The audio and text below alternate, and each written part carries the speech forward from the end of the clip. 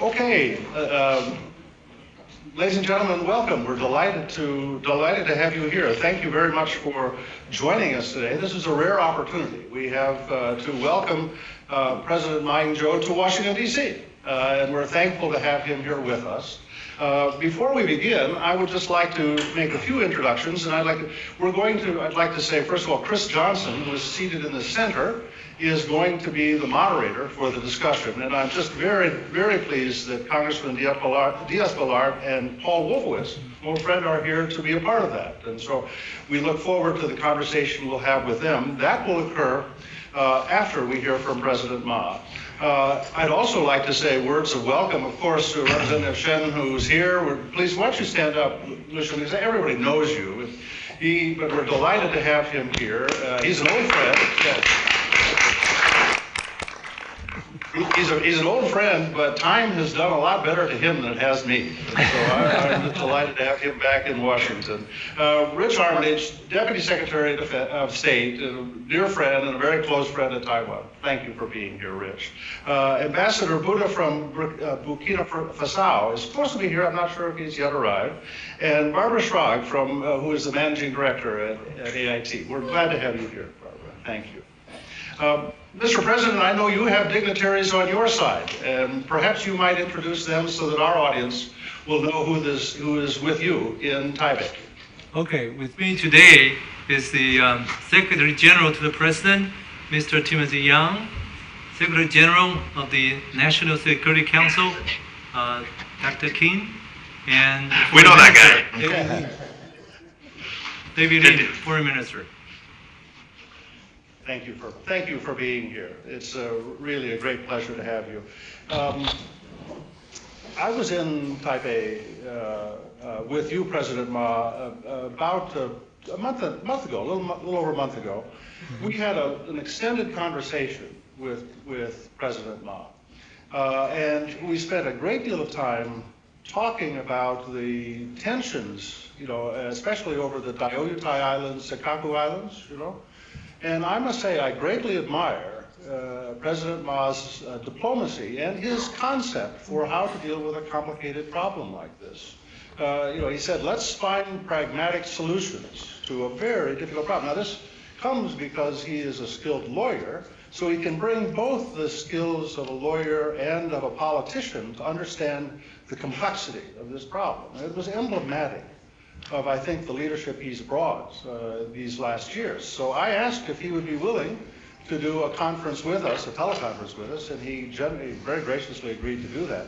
We want to spend some time today especially talking about the TPP and the important role it could play for Taiwan. So President Ma, thank you. We're delighted to have you here. I think this is a rare opportunity for us, and let me turn it to you for your remarks. We're very excited to have you. Thank you. Okay, Dr. Hamre, Congressman Diaz-Balart, Ambassador Wolfowitz, Chair Johnson, distinguished guests, ladies and gentlemen, good morning. I would first like to extend my appreciation to the Center for Strategic and International Studies for organizing this video conference for the third time. I believe this is the second time Dr. Hamre has hosted this event, and I want to thank him wholeheartedly. On the eve of the 35th anniversary of the enactment of the Taiwan Relations Act, TRA, a landmark piece of legislation that has laid the cornerstone of the robust relationship between the Republic of China and the United States, I am especially pleased to have this opportunity to discuss the unique partnership between our two countries with such a distinguished audience.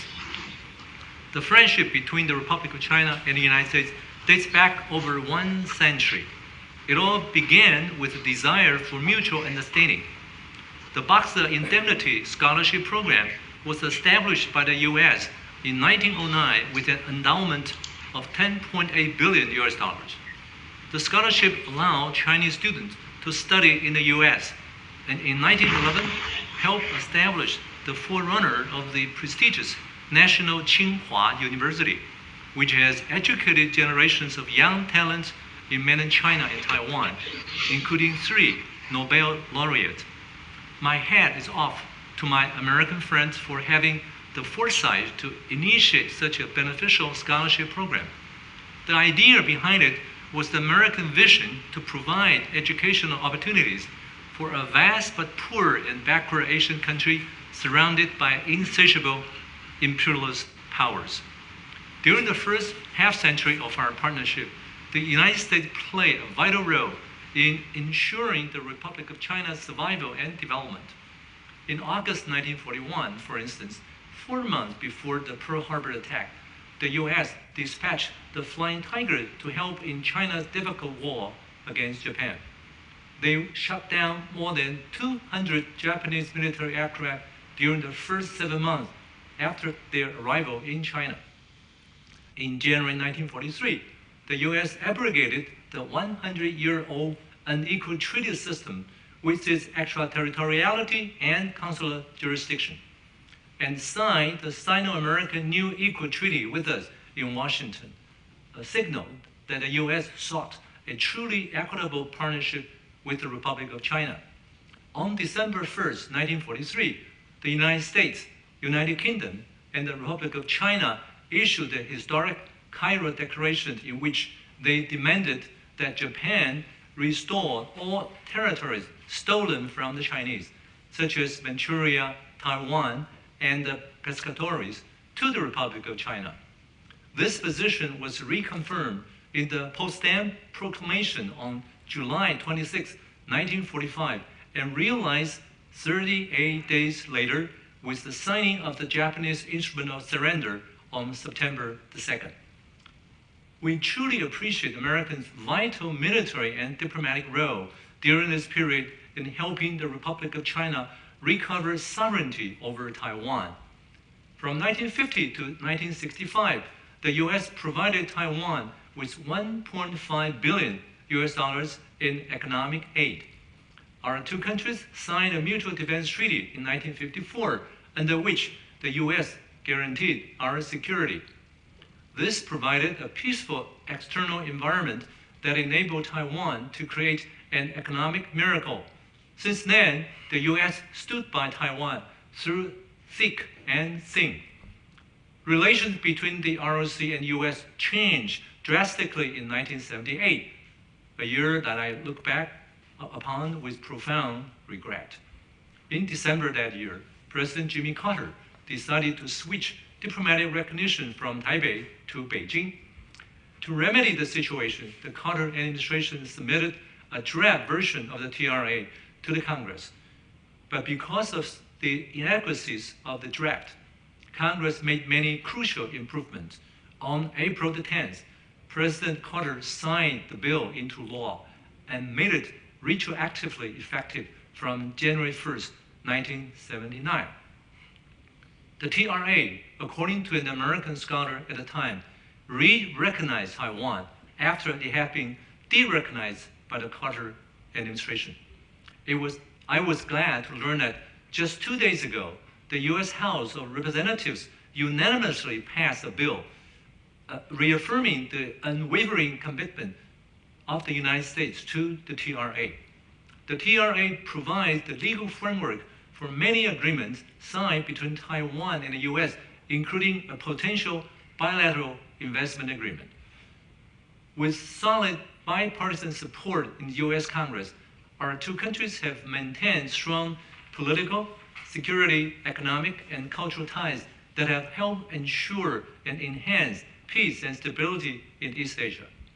Another U.S. commitment was the Reagan administration's 6 assurances to Taiwan in July 1982, in which the U.S. reiterated its continued commitment to Taiwan's security. When I took office in May 2008, I made it my top priority to improve Taiwan's relationship with the U.S. by restoring high-level mutual trust, which was nearly non-existent at the time. Today, ROC-U.S. relations are the strongest they have been in 35 years or more. With U.S. support, Taiwan has been able to improve cross-strait relations and confidently engage Beijing from a position of strength. Continued American backing under the mandate of the TRA for Taiwan's meaningful participation in international organizations is another present-day example of U.S. support for our foreign policy goals. In May 2009, the ROC health minister attended the World Health Assembly in Geneva after an absence of 38 years.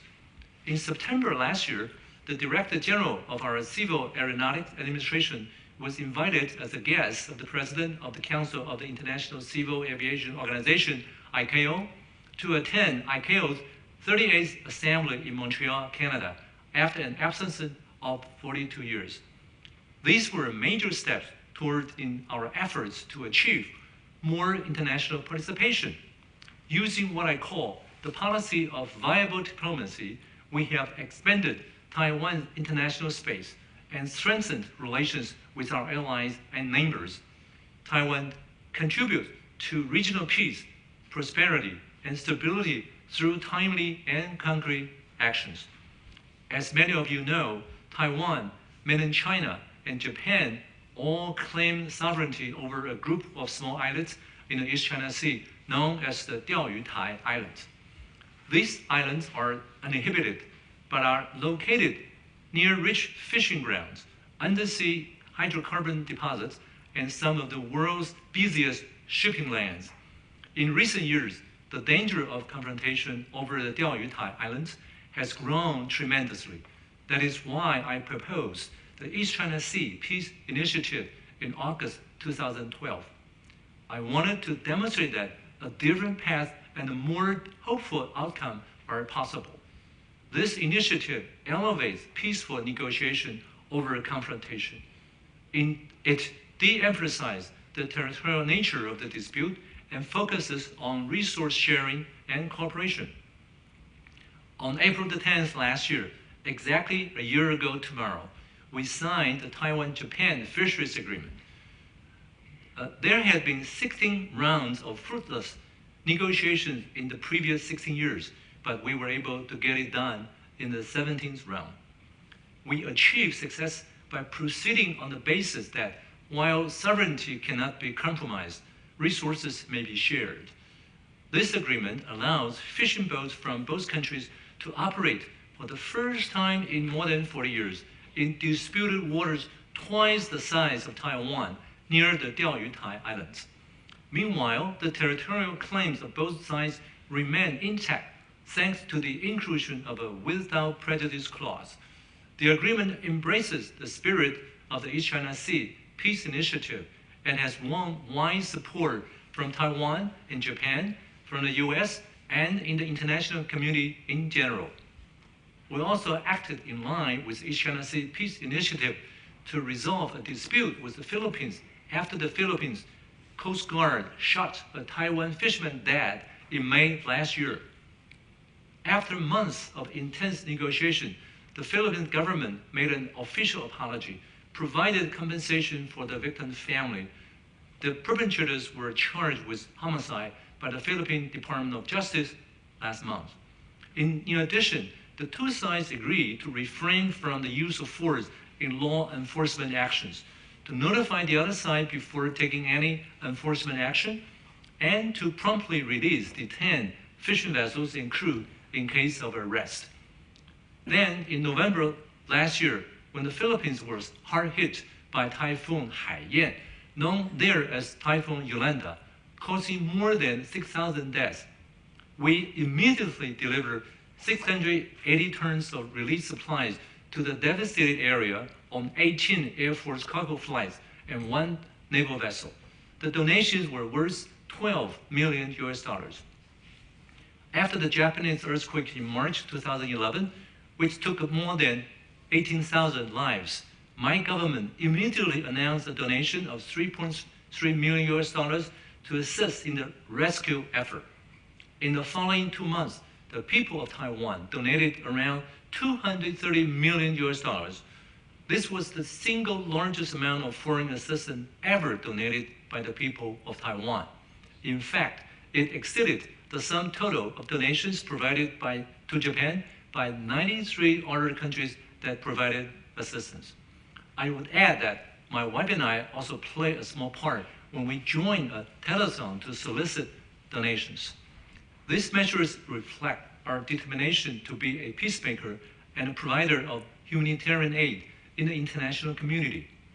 To forestall the possibility of military conflict over the East China Sea Air Defense Identification Zone, ADIZ, I issued the statement on East China Sea airspace security on February 28th this year. In this statement, I propose that all parties concerned should seek to resolve disputes by peaceful means, pursuant to international law and the East China Sea Peace Initiative. I also propose that the parties should formulate an East China Sea Code of Conduct and set up a multilateral negotiation mechanism. I was pleased to learn of the testimony given by U.S. Assistant Secretary of State Daniel Russell on February 5th this year before the House Foreign Affairs Subcommittee on Asia and the Pacific. He mentioned that the principles of the East China Sea Peace Initiative are at the heart of the U.S. strategy and the U.S. effort, namely respect for international law and peaceful resolution of disputes. In fact, the spirit of the East China Sea Peace Initiative could also apply to the South China Sea. Now, let's turn to the cross-strait relations. Since I took office in 2008, I have pursued a cross-strait policy of maintaining the political status quo. This means no unification, no independence, and no use of force under the framework of the ROC Constitution. It also means maintaining peaceful cross-strait relations on the basis of the 1992 consensus, namely one China, respective interpretations. And in order to ensure sustainable peace across the Taiwan Strait, I have also formally announced that we will not pursue policies such as two Chinas, one China, one Taiwan, or Taiwan independence. Thanks to the joint efforts of both sides, cross-strait relations are at their best state in over 6 decades. Today, the two sides have completed 10 rounds of talks, signed 21 agreements, and plan to exchange representative office in the future. Some of the main areas covered under the 21 agreements include economic cooperation, transportation, health, science, agriculture, and mutual judicial assistance. The number of regularly scheduled direct cross-strait flights has increased from 0 to 118 per day. The number of mainland visitors per year has gone up from 290,000 to 2.8 billion, nearly a tenfold increase. And the number of mainland students in Taiwan has jumped from 800 to 24,000, a 30-fold increase. Meanwhile, law enforcement agencies from Taiwan and Mainland have cooperated to arrest nearly 6,000 criminal suspects. As a result, the number of scam cases has been cut by 60% from its peak, and the resulting financial losses to victims in Taiwan have fallen by 80% from its peak. It is evident that improved cross-strait relations bring tangible benefits to Taiwan. We will continue to focus on similar topics. We do not exclude political topics, however, if the people of Taiwan supported it. Our Mainland Affairs Minister Wang Yuqi visited Mainland China last February to meet in Nanjing with his counterpart, Minister Zhang Zhijun of the Taiwan Affairs Office. This was the first official meeting of its kind since the two sides came under separate rule 65 years ago. This meeting represented the gradual institutionalization of the cross-strait relationship and was a historic milestone on the path toward sustainable peace and prosperity. These developments prove that viable diplomacy and cross-strait relations are indeed complementary and constitute a virtuous cycle. Again, I want to thank the United States for Assistant Secretary Daniel Russell's recent testimony in the Senate Foreign Relations Committee, where he said, and I quote, "We very much welcome and applaud the extraordinary progress that has occurred in cross-strait relations under the Ma administration. Trade and investment relations between the ROC and the U.S. have always been close. In 2013, Taiwan was the 12th largest trading partner of the United States for goods, with $57.7 billion in two-way trade. The United States is the largest source of foreign direct investment in Taiwan, cumulatively investing $23 billion as of January 2014. In March last year, we resumed talks under the 1994 Taiwan-U.S. Trade and Investment Framework Agreement, TIFA, and we just successfully concluded the 8th TIFA meetings last week in Washington. I want to praise the hard work of both sides and the positive outcome achieved in the meetings. I hope that we can launch the negotiation of a bilateral investment agreement, BIA, in the near future. A BIA will serve as the beginning of a more robust and comprehensive economic relationship between our two countries. Taiwan is an important security and economic partner of the United States, as former Secretary of State Hillary Clinton stated in 2011. To further demonstrate our commitment to enhancing trade and investment relations with the U.S., Taiwan sent a delegation of 42 business leaders to the Select USA Investment Summit last fall. Our delegation was the third largest among over 60 participating countries. We also dispatched a high-level CEO delegation led by former ROC Vice President Vincent Seo to the U.S. last November to promote investment in the U.S. from Taiwan. To improve Taiwan's competitiveness and to avoid the danger of being marginalized, I began pursuing deregulation and market opening immediately after taking office in 2008. The lack of diplomatic ties makes it difficult for us to negotiate free trade agreements, FTAs, with our major trading partners. To break the isolation, we decided to start with Mainland China, our largest trading partner since 2003. We successfully concluded the Cross-Strait Economic Cooperation Framework Agreement, ECFA, in 2010. This was followed in 2011 by an investment agreement with Japan, our second largest trading partner and investor. Last year, we signed an economic cooperation agreement, ANZTEC, with New Zealand in July, and an economic partnership agreement, ASTEC, with Singapore in November. We are also in contact with other potential partners in Asia and Europe in the hope of concluding more such accords. In addition to bilateral trade and negotiations, we must also take part in regional arrangements. Taiwan has highly developed markets and shares Pacific borders with the world's three largest economies, the US, Mainland China, and Japan. The ASEAN nations are also nearby. Taiwan should not be excluded from the process of economic integration in East Asia.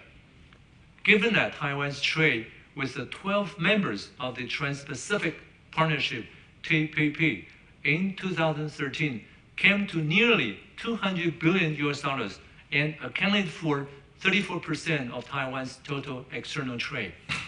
We believe Taiwan's membership in the TPP would definitely be beneficial, not only for Taiwan, but also for all TPP member states. Moreover, a TPP with Taiwan's membership would not only assure Taiwan's economic security, but will also help strengthen the economic presence of the U.S. in the Asia-Pacific region. In this regard, I'm pleased to acknowledge the statement made by Assistant Secretary of State Daniel Russell and Deputy Assistant Secretary Kim Moy recently in congressional hearings. At the hearings, they both stated that the U.S. welcomed Taiwan's interest in the TPP. In the meantime, Taiwan also trades heavily with the 16 member countries of the Regional Comprehensive Economic Partnership, Rcep. In 2013, our trade volume with Rcep countries came to $325 billion, or about 57% of Taiwan's total external trade. It is only natural that Taiwan is also seeking membership in the Rcep. A recent effort by our government for TPP and Rcep membership is the Free Economic Pilot Zones, FEPZ. The goal of the FEPZs is to establish a good environment for doing business and to pave the way for Taiwan's membership in the TPP and RCEP. The American Chamber of Commerce in Taipei put out a magazine called Taiwan Business Topics that has commented on our FEPZs. Allow me to quote from the magazine. The Taiwan government's initiative in establishing free economic pilot zone is an indication of its seriousness in seeking innovative new directions for the Taiwan economy. The new directions that the Chamber is referring to here are liberalization and globalization. Ladies and gentlemen, Taiwan and the US are determined to maintain peace and stability in East Asia, and we are working together to do so. If actions speak louder than words, then the US has certainly spoken loudly and forcefully in support of our century-long partnership. We continue to be grateful for American political, economic, and security support, and as I have noted, with admission to the TPP and Rcep a top priority for my administration, I hope, on this 35th anniversary of the TRA, that the United States will join us in this effort. I do believe we can approach this goal as the beginning of a bright new chapter in the Taiwan-US partnership. The sky is the limit. So let's soar on the wings of this unique partnership. Ladies and gentlemen, thank you for your attention. I now look forward to your questions.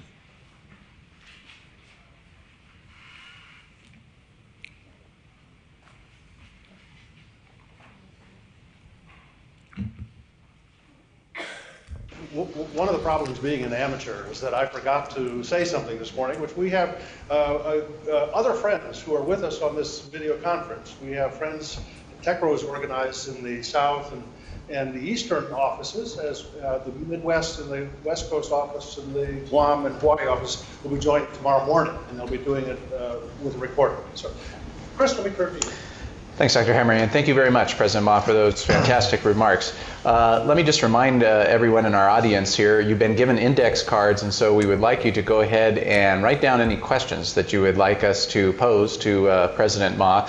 I'm going to be introducing our discussants, and they'll be engaging with President Ma over the next 15 minutes or so. So if you could take a few moments and write down any questions you may have quite quickly so our staff would have time to review them and make sure there aren't too many that are redundant, and we can go ahead and get that done. So without further ado, let me go ahead and introduce our two discussants today. First, I have on my left Congressman Mario Diaz-Balart. Thank you so much for coming. He's currently fulfilling his 6th term in the House of Representatives, serving the 25th District of Florida.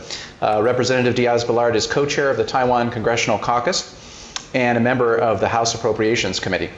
As part of the House Appropriations Committee, Representative Diaz-Balart sits on 3 of its subcommittees: State and Foreign Operations, Commerce, and Justice and Science, and he is Vice Chair of Financial Services.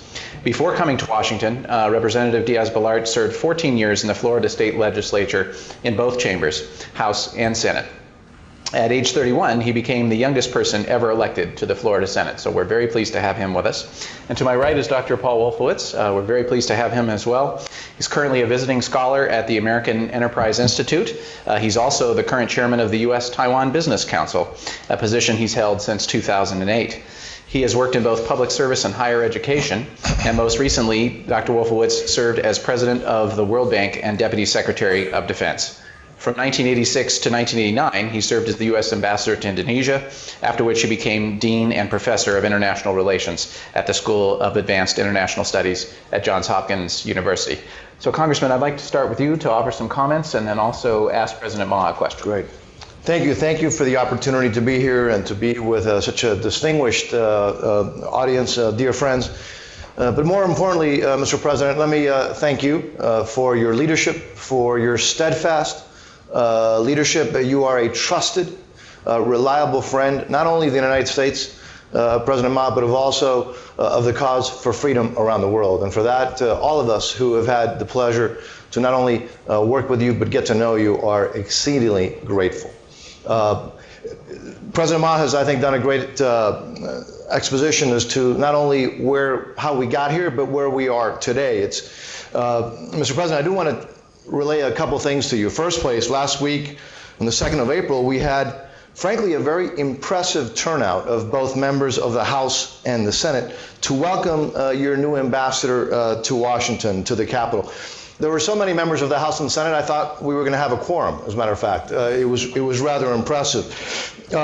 And of course, I had the privilege, President Ma, of actually meeting your new ambassador, Ambassador Shen, during, I believe it was my last visit to Taipei. And he joins a distinguished list of former ambassadors, one of which is sitting next to you, close to you, Mr. President.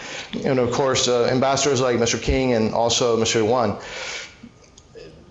President Ma just mentioned a little while ago in his remarks that on Monday the House passed H.R. 3470, which reaffirms in very clear terms the commitment of the United States Congress, of the United States of America, to the special relationship with Taiwan. And as President Ma mentioned, that passed unanimously. And it's rare, particularly in this day and age in Washington, to have things pass unanimously. President Ma, you also mentioned how the TRA, the Taiwan Relations Act, really is the cornerstone for this very special relationship. It's amazing that now we are basically at the 35th anniversary of the Taiwan Relations Act. And if 1978 was a sad day for the actions of the then administration in charge of the White House of the United States, it was, I think, one of the brightest days, one of the best days for the Congress of the United States, where the Congress, in a very strong bipartisan way, demonstrated and continues to demonstrate the very special relationship that exists with Taiwan. It is again the cornerstone, as you stated, Mr. President, of that special relationship between the Republic of China on Taiwan and the United States. It has also helped to maintain, frankly, peace and security across the Taiwan Straits and in the Asian Pacific region. The Taiwan Relations Act really exemplifies, to quote one of my heroes, former President Reagan, the concept of peace through strength.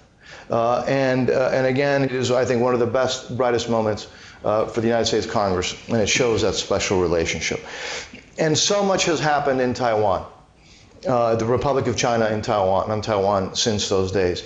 I'm always amazed, and I always mention it to everybody that will listen, that when you visit Taiwan and you see the prosperity and the freedom and the dynamic economy, you frankly think that you're gone to an oil-rich country, because when you see that prosperity and that activity, it has to be driven because of an incredible resource like oil. And yet, the Republic of China and Taiwan has a resource that is a lot more valuable than oil, or than all the gold that others may have. It is that resource of brilliant, hardworking entrepreneurs who have created a beacon of light and a beacon of democracy and freedom for the entire world to see. So, Mr. President, I cannot tell you, first place, how much I cherish the relationship, how much I cherish also, however, the not only between the United States and the Republic of China and Taiwan, but frankly, the fact that I've gotten to work with you, to know you, to trust you, and your steadfast leadership is something that is greatly appreciated. I would end with a brief statement. Because the United States Congress, question I should say, to you, Mr. President, because the United States Congress, particularly the United States Congress, has been the cornerstone of that special relationship with your country. If you have any ideas as to what more the Congress of the United States can do to further cement that very special relationship, to make sure that the relationship continues to prosper, but also that the economy, the economies of both of the United States and the Republic of China and Taiwan continue to grow. So for somebody like me that understands this special relationship. It would be great if you could just give us some ideas, some comments, some suggestions as to what else we could be doing in Congress to further strengthen the relationship, to further help the security of the region, and to further help our mutual economies. Again, with that, Mr. President, a privilege and an honor to welcome you here to Washington on this fine morning. Thank you very much for your very nice, friendly comments. When I took office 6 years ago, I understand the importance of restoring high-level mutual trust between Taipei and Washington. So I tried my best to launch a program based on low-key and surprise-free. So gradually, we have rebuilt mutual confidence between the two sides. Now, 6 years later, we believed we could really enhance our relationship in a comprehensive way. Primarily in the area of security, we certainly would like to strengthen that relationship, and we can also be pleased to play a regional role as a peacemaker. Another very important area is the economy. We're working on a strategy of the building blocks to expand our economic relations with the United States. We started with the bilateral investment agreement, BIA, and hoping eventually could have a free trade agreement. Also in the process, as I indicated in my remarks, we want to join the TPP because the TPP accounts for 34% of Taiwan's external trade. And our joining the TPP will not only benefit Taiwan, but to other 12 members of the TPP as well. So in two fronts, security and economy, we should really push a comprehensive and enduring relationship with the United States. Thank you, President Ma. And now I'd like to turn it over to Dr. Wolfowitz for his comments and his question. Thank you. Thank you, Mr. President. I join everyone else in thanking you for taking your time this morning to speak with us. And I think you said actions speak louder than words. Your words were wonderful, but frankly, I think what you've done in office in terms of transforming the cross-straits relationship in a way that is positive, not only for Taiwan and mainland China, but for the United States as well, and for Taiwan-U.S. relations, is something that is a legacy you will always be proud of and we will always be grateful for. I was thinking about the fact that here we are overcoming certain physical and political barriers thanks to modern technology. We've been doing that for 35 years now, since the breaking of official relations, and many people said it couldn't be done. Well, it has been done. In fact, I think that's a story of Taiwan over the last 60 years, that so many things that couldn't be done have been done. And it really starts with the economics. I confess even I'm not old enough to remember quite how bad your economy was in 1950, but I know it was pretty miserable. Very few people would have dared to say it would be the miracle that it is today, but it is a miracle. And you've not only, your people, yes, you were kind to thank the United States for its foreign aid, but no amount of foreign aid could have done it without the energy and initiative and free enterprise of the people of Taiwan. And you and a handful of other countries in the process have shown an example for the rest of the world that has now made poverty reduction a reality instead of simply a dream. So for that alone, Taiwan should be recognized. But, excuse me, another thing that some people said couldn't be done, and I can't admit that it's exceeded my own expectations, is this improvement in cross-straits relations that you have really been the author of. And it has so many positive aspects, but the one that continues to impress me is the fact that you now have, I think you said 2.8 million tourists visiting Taiwan every year. It's not the number, it's the fact that so many millions of people from mainland China can come and see a Chinese society that is free and democratic. And I think that has got to have a very significant influence on the future.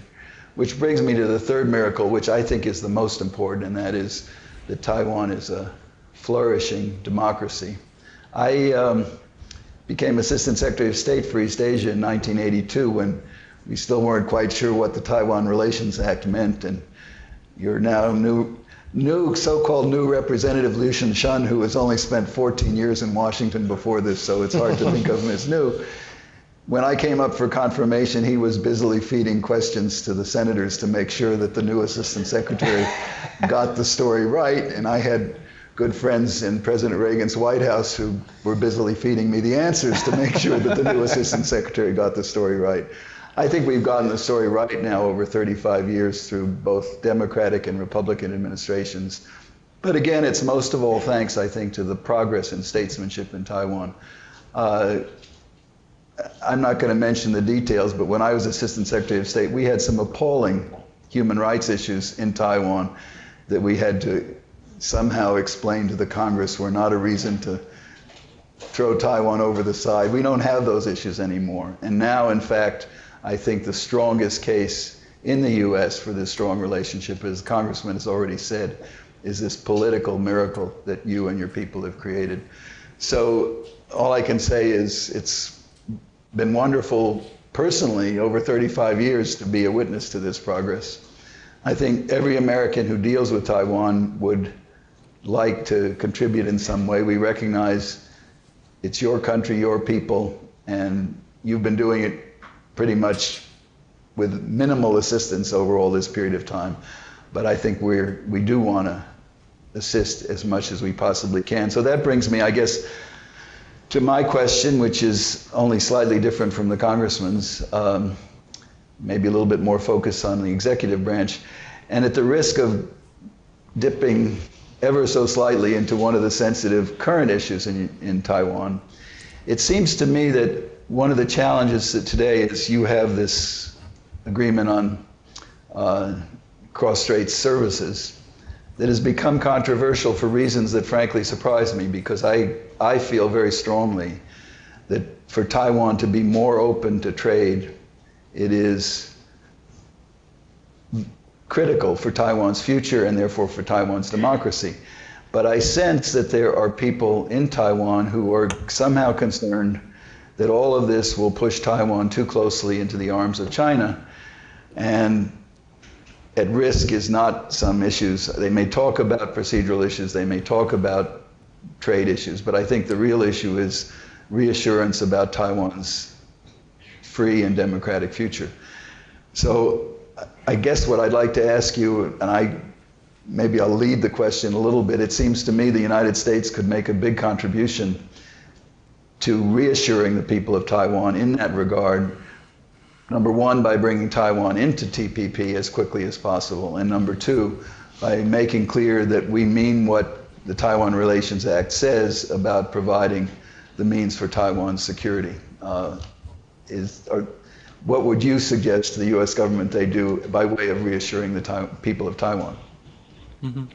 Well, thank you for your very accurate observation about the recent problem of Trading Service Agreement, TISA, in Taiwan. I think you're right that the United States can give us a helping hand, not only by reassuring us you will commit to the TRA, but also try to facilitate our joining the TPP. As you know, and I also put it in my remarks, because of the difficult diplomatic situation of my country, we found it very, very tough to negotiate trade agreements with countries we do not have diplomatic relations. That is why we first broke the isolation by signing one with Mainland China in 2010, the Cross-Strait Economic Framework Agreement, ECFA. And TISA, the Trading Service Agreement, is actually part of ECFA, the service part of ECFA. And it's very important for Taiwan because we have a very robust service industry, but our service industry exports lag far behind that of South Korea, Singapore, and Hong Kong. So there is still large room for us to expand our service industry elsewhere in this part of the world. The TISA with Mainland China, according to the estimate of experts, could increase our export in service industry to the mainland by 37%. And for Mainland China to Taiwan, only up 9%. So this is really a good opportunity for Taiwan's service industry to expand itself by getting into the mainland market. On the other hand, our own service industry in Taiwan is somewhat saturated and very competitive, and we do not believe that mainland China's service industry will come to Taiwan in large numbers. So, but we think more public communication and public education are needed to make our people understand having such agreement with mainland China is in our best interest.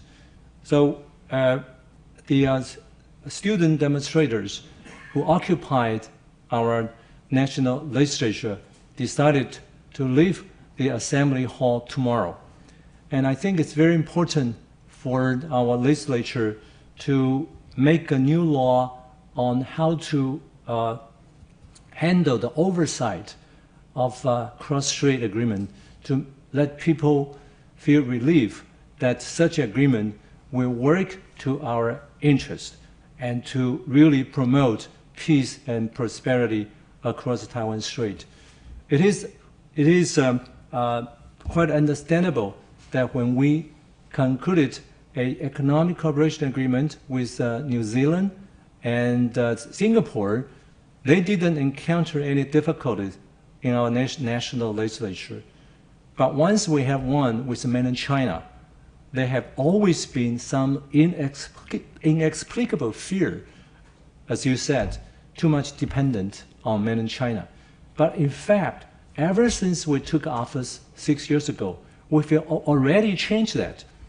In the year 2000, when the government changes in Taiwan, our exports to mainland China and Hong Kong together account for 24% of our total export, 24. But by the year 2008, when we took office, the figure was 40%. In other words, during the previous administration, there was a 16 points increase in our export to the mainland.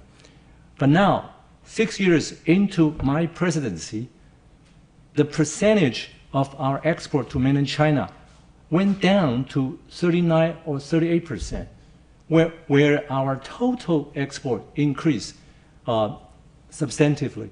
In other words, we have to control the growth of export to mainland China to a point which is lower than we took office. That means we have diversified our trade to other parts of the world, such as ASEAN countries. And this is exactly very important policy of this government to diversify our export destinations and to assure our people that we will not put all our eggs in one basket. But it takes time. It cannot happen overnight. And on the other hand, as I said in my remarks, mainland China became our #1 trading partner in 2003.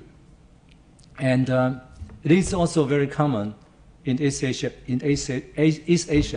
Many countries take mainland China as their #1 trading partner. So we cannot really change that overnight, but we could gradually develop other markets so as to make a more balanced picture. So we will try our best to explain to our people that opening up Taiwan is a very important part of a policy. If we want to join the TPP, if we want to join the Rcep, we have to demonstrate our seriousness by not only working in Taiwan, the free economic pilot zone, but also signing agreements with mainland China, with Japan, with other countries to show that we are serious, we are determined to open up our market, to deregulate the unnecessary laws and regulations to make Taiwan really a free economic island. So this is a very important part of our policy, and we continue to do more public education and public communication to let people understand. We understand it's not going to be a very easy job, but easy or not, we'll have to try very hard. And I'm sure in the future, people will understand for a small but open economy like Taiwan, this is probably the only way we could do and we should do. People that want to ask questions, I just want to add one brief comment to what you've said, which I agree with strongly. As the chairman of the U.S.-Taiwan Business Council, I can also say that the opening cross-straits economic relations has made Taiwan a much more attractive place for American companies to come and do business. And that's good for your economy, but it's also good politically and from a security point of view. We are working very hard to try to attract more American companies to Taiwan, and what you've done in cross-straits relations helps in that regard, and I think it's important for your people to understand that. Well, I'm Great sure point. I certainly think your point is well taken. As I said, actually, cross-strait relations and our international relations are mutually actually supplementary. In other words, in the past, the two things are actually conflicting with each other and making it a vicious cycle. But ever since we took office, we tried to make it actually complementary to each other and creating a virtuous cycle. So far, we have done a lot in that regard, but certainly we have to do more. And now we will pay more attention to the domestic, as I said, public education and public communication to let people understand, opening up to the rest of the world and deregulate the unnecessary regulations and laws is probably the only way for Taiwan to go. But we do need to do more communication and education. Thank you, Mr. President. And now we'll ask a few questions from our audience. It speaks to the wisdom of both of our discussants today that many of the questions that have been asked by our audience were reflected in the questions that they asked. But let me ask one that has not come up so far, or certainly one with more detail. We know about Taiwan's desire for F-16 CDs and for diesel submarines. What other defense procurement and military modernization efforts is Taiwan pursuing to make itself a harder target for the modernizing Chinese military? Well, we are in the process of retrofitting our F-16 ABs in order to upgrade its capability. On the other hand, we do need diesel engines, submarines for the defense of Taiwan. We have already expressed our needs many years ago, but so far we haven't gone very far. Now there seems to be a consensus in Taiwan that we should seek the foreign technology to help us build ourselves. So these are important considerations for the defense of Taiwan. I hope the American government will also take that into account. Our second question is, the media has paid a great deal of attention to the possibility of a meeting between yourself and President Xi Jinping of the PRC, the so-called Ma Xi Hui. If the modalities could be worked out, what would you want to discuss with President Xi? And what is the single most important message you'd want to convey to him if you were to have the pleasure of meeting him in person? Well, first of all, I have stated several times in public that a meeting between the leaders of Taiwan and the leaders of mainland China should occur when it is needed by our nation and supported by our people. The meeting should bring benefit to Taiwan and to cross-strait relations. So far, I have said that the APEC meeting should be a good occasion for the leaders to meet because the settings of that meeting seems to be tailor-made. Countries are referred to as economies. Presidents or prime minister are referred to as leaders to greatly minimize the sensitivity of such an occasion. But the other side of the Taiwan Strait does not take a positive view of this request. So we still have to think about creating more favorable conditions for such a meeting. But you asked me what should be the subject. Of course, as I said, the subject should be intended for continued sustainable peace and prosperity across Taiwan Strait. This is actually the initial, the idea 6 years ago when I decided to improve relations across the Taiwan Strait. I think peace is the cornerstone of prosperity. And after so many years of hard struggle between the two sides, it's time for us to think about ways to achieve peace and then prosperity. So far, as I said in my remarks, 6 years into my presidency, we have already found the right way to go. And so we certainly hope we'll continue to advance. So we decided to set up offices in Taiwan and the mainland in each other's places in order to facilitate more interchange between the two sides. We've also decided to broaden and deepen the current state of exchange. As I said, we've already concluded 21 agreements. We certainly could do more. But we have to keep in mind that if we want to maintain the current state of relationship, certainly we need to find ways to ensure, as I said, sustainable peace and prosperity. So that is something that the two sides have to work out together. Thank you very much. Our next question is, we've talked a lot today about the East China Peace Initiative and what a helpful contribution that has been. You mentioned Assistant Secretary Russell's comments recently praising the initiative. Do you think that Taiwan can also play a role in the peaceful management of disputes in the South China Sea? And is your administration thinking at all about a parallel initiative with regard to those disputes? I made it clear in my remarks that the spirit of East China Sea Peace Initiative could also apply to South China Sea. And actually, in negotiating a settlement with the Philippines on the fishing boat shooting incident, we did use the same idea. We resorted to international law. That is the 1982 United Nations Convention of the Law of the Sea, and on other areas of international law. And gradually, we were able to have agreement, at least so far, on the ways and means of law enforcement. So far, we have been able to use that principle to achieve peace in the East China Sea and part of the South China Sea.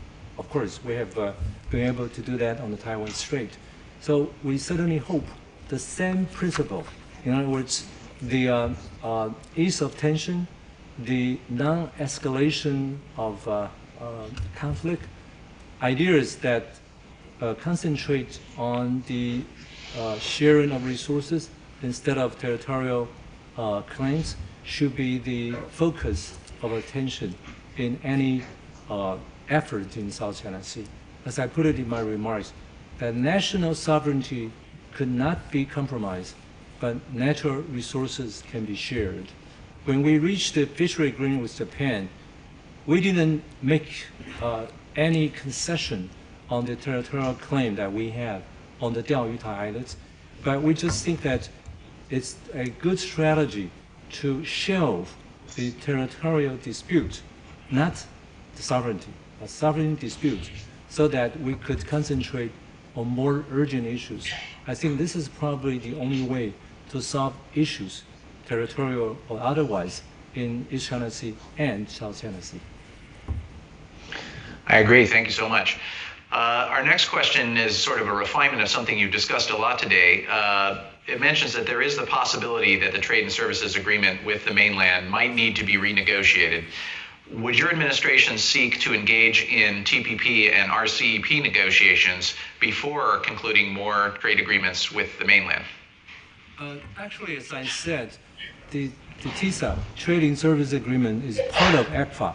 The ECFA has 4 parts: trading goods, trading services, dispute settlement, and the investment protection. So we hope to complete all these 4 in the near future and to make ECFA a complete one. After all, Mainland China is our largest trading partner. We have to demonstrate to other members of TPP that we are very serious to open up our market and to deregulate the system. So we will continue to do that. Now the problem we now have with TISA will be handled very carefully. As I said, in Taiwan, anything that is connected with Mainland China sometimes generates controversies or sensitivity. So we have to handle that more carefully, letting our people know opening up to Mainland is something that we have to do, but we have to do it very carefully. The impact on our society, not just our economy, will also be taken into consideration. Actually, the government has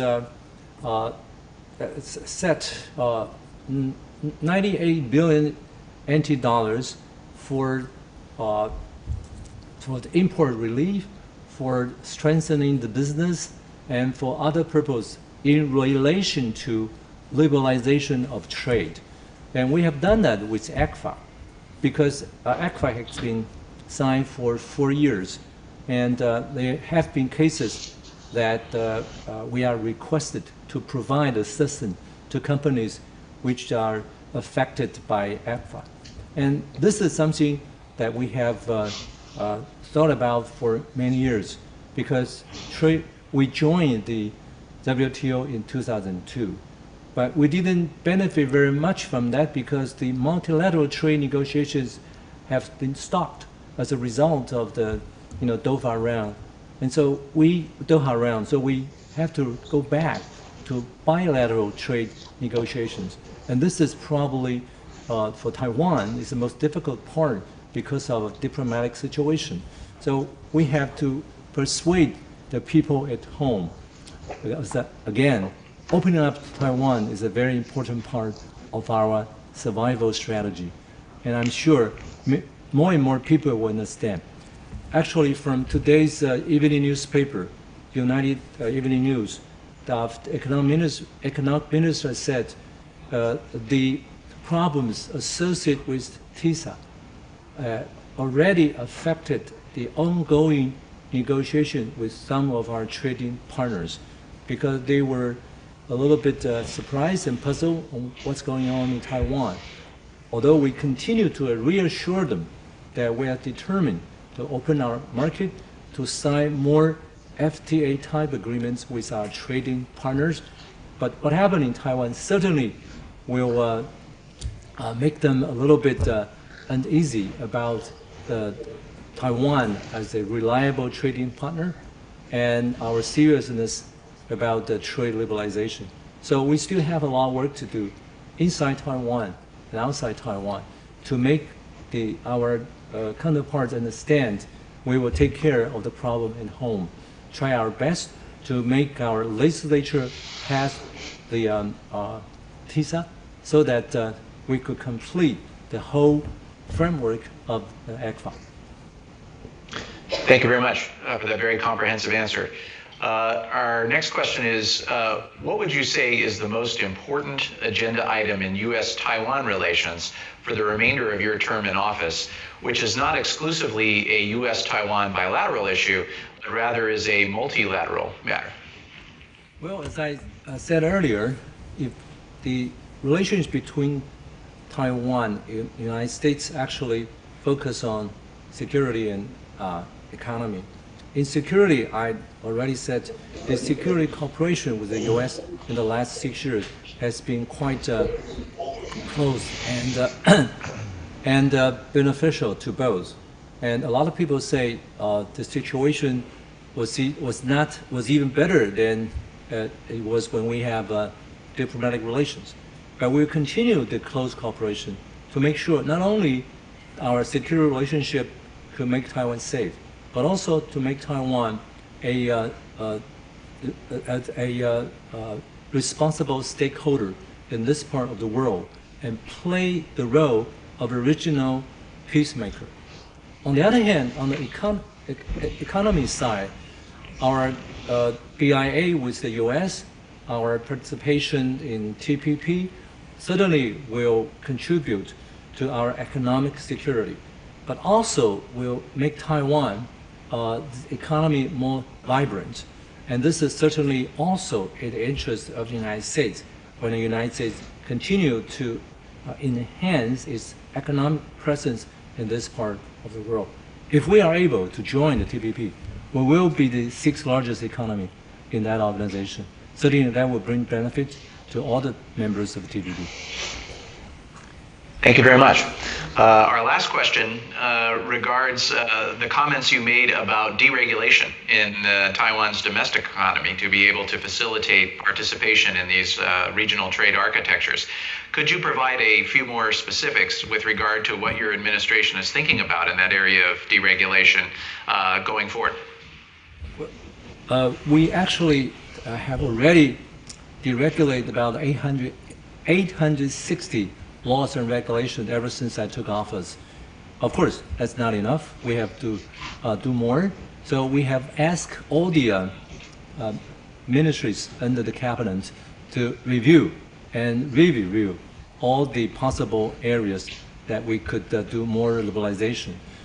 Particularly in the month of February, we have called back 17 our representatives, ambassadors abroad to Taiwan to work out how many issues, trade and otherwise, we will encounter in the future in our efforts to join TPP and Rcep. We'll identify all these issues and trying to find ways that we can negotiate with our trading partners. So this is really an all-out effort and comprehensive effort to open up Taiwan. We certainly realize there are difficulties in some sectors of the economy which fear the opening. So we'll do it gradually. In the case of Singapore and New Zealand, these are two high-quality agreements. In other words, from the beginning of its entry into force, more than 99% of the items will be covered by the agreement. So out of this 99%, roughly more than 80% will become zero tariff, effective simultaneously with the entry into force of the agreement.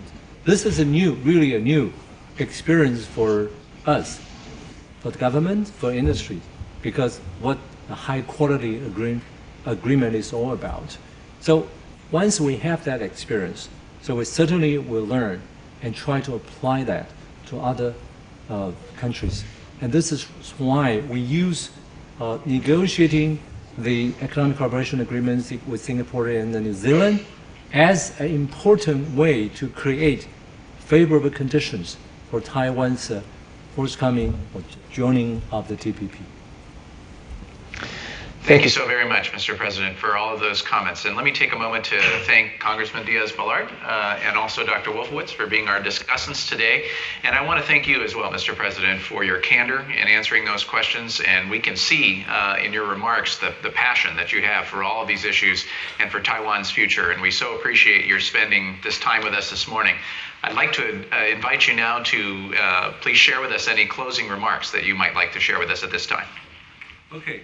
I want to thank Csis again for organizing this informative and timely conference on Taiwan-U.S. relations on the eve of the 35th anniversary of the enactment of the TRA. I also wish to recognize the invaluable contributions of the conference panelists for their insightful observation on the present state of Taiwan-U.S. relations. And let me thank our audience and distinguished guests for their participation. The TRA is the cornerstone of Taiwan-U.S. relations. It has stood the test of time, nurturing Taiwan's blooming democracy and vibrant economy. It has given Taiwan the confidence to engage constructively with its neighbor across the narrow Taiwan Strait. I wish to close by saluting the TRA on its 35th anniversary and by hailing the close friendship of the peoples of Taiwan and the United States. We have stood together in war and peace, in good times and bad. The Republic of China and the United States will continue to stand together in the years and decades ahead. Thank you very much, ladies and gentlemen. Thank you. Ladies and gentlemen, please join me in thanking